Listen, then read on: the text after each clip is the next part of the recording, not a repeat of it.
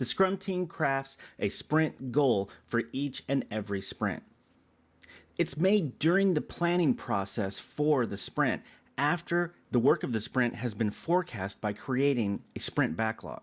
So after we have a sprint backlog in place, we can look at the totality of that sprint backlog and extract from it a sprint goal. This gives us an overarching reason to actually do the work of the current sprint. The sprint goal is typically created during the sprint planning process and is a collaborative effort between all members of the Scrum team, primarily the development team and product owner. The overarching sprint goal provides the development team with guidance for why it's building the current increment, and as such should be visited frequently, daily really, by the development team, ensuring focus on exactly the right work in each and every sprint. Many development teams must work on multiple systems at one time. In other words, you might be a team of 10 software developers working in an enterprise setting with responsibility for more than one application across the company. And there are change requests or product backlog items in place for each one of those systems. In this model, it might be difficult to derive a single goal for a given sprint.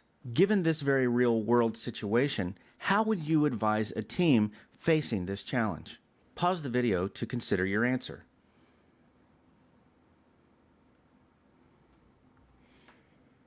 What did you decide? There are certainly multiple ways to deal with this problem.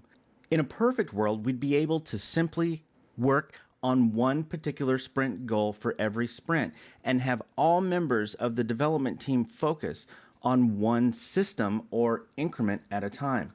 I understand that this isn't always realistic, but it's a goal worth shooting for because this will allow each and every member of your team to cross-train a bit into the domain and technology expertise of other team members. Sharing responsibilities like this across a team rather than having system support specialists is an easy way to create tremendous value in your IT organization by being more than one level deep on every system that you are responsible for. Of course, that's not the only answer one can come up with for this scenario, and you may have considered something else. Whatever practice you just advocated for should be able to tie back to a Scrum value. I can honestly say about the solution I propose that because we value focus, we will work on one product per sprint.